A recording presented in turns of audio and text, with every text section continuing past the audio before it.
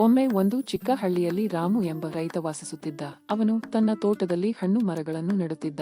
ಪ್ರತಿದಿನ ಬೆಳಿಗ್ಗೆ ತನ್ನ ತೋಟಕ್ಕೆ ಹೋಗಿ ಗಿಡಗಳಿಗೆ ನೀರು ಹಾಕುತ್ತಿದ್ದ. ಅವನಿಗೆ ಒಂದು ಚಿಕ್ಕ ಮೊಲ ಸ್ನೇಹಿತನಾಗಿತ್ತು.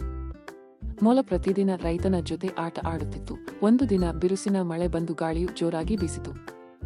ರೈತನ ತೋಟದಲ್ಲಿದ್ದ ಒಂದು ದೊಡ್ಡ ಮರ ಬಿದ್ದು ಮೊಲದ ಮೇಲೆ ಬಿದ್ದಿತು. ಮೊಲ ಅಲ್ಲಿ ಸತ್ತಿತು. ರೈತ ತುಂಬಾ ದುಃಖಪಟ್ಟ. ದಿನಗಳಾದರೂ ಅವನು ಮೊಲವನ್ನು ಮರೆತುಕೊಳ್ಳಲಾಗಲಿಲ್ಲ. ಅದನ್ನು ಗಮನಿಸಿದ ಒಂದು ಕಾಗೆ ರೈತನ ಬಳಿ ಬಂದು ಏನಾಗಿದೆ ಎಂದು ಕೇಳಿತು. ರೈತ ತನ್ನ ದುಃಖದ ಕತೆ ಹೇಳಿದ. ಕಾಗೆ ಹಳ್ಳಿಯ ದೊಡ್ಡ ವ್ಯಾಪಾರಿಯ ಬಳಿ ಹಾರಿಹೋಗಿ ರೈತನಿಗೆ ಸಹಾಯ ಮಾಡಬೇಕೆಂದು ಹೇಳಿತು. ವ್ಯಾಪಾರಿ ದಯೆಯಿಂದ ರೈತನಿಗೆ ಒಂದು ಚಿಕ್ಕ ನಾಯಿ ಕೊಟ್ಟನು. ಆ ನಾಯಿ ತುಂಬಾ ಚಂಚಲವಾಗಿದ್ದು ರೈತನ ಜೊತೆ ಇರಲು ಪ್ರಾರಂಭಿಸಿತು. ರೈತನ ಮನಸ್ಸು ಮತ್ತೆ ಹರ್ಷದಿಂದ ತುಂಬಿತು. ಆ ದಿನದಿಂದ ರೈತ ಮತ್ತು ಆ ನಾಯಿ ಇಬ್ಬರೂ ಒಬ್ಬರಿಗೊಬ್ಬರು ನಿಜವಾದ ಸ್ನೇಹಿತರಾದರು.